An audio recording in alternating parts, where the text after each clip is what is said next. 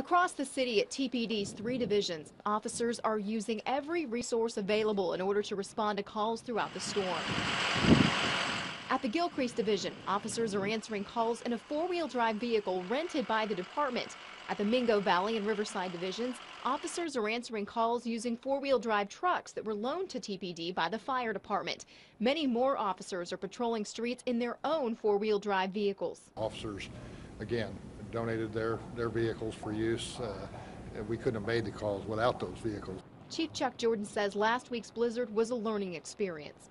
The Crown Victorias and the Dodges and the Impalas are so low, no matter how good a traction you got, you couldn't forge through the snow. And these 4-wheel drives are much higher, and they'll do a lot better job.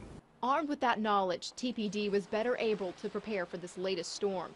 2 officers are assigned to each 4-wheel drive vehicle, so backup will be on hand as opposed to waiting for another patrol car to navigate through the snow. Jordan intends to set aside money in next year's budget in the hope of adding more 4-wheel drive vehicles to the department's fleet. I want us to be a full-service police department. I think we have everything from flooding to snows to all kinds of natural events. Just crime scenes. Sometimes people tend to commit crimes in remote areas that we have to get to investigate them. So, yeah, I want to put in some requests for some 4-wheel vehicles. We'll just wait and see how our budget looks.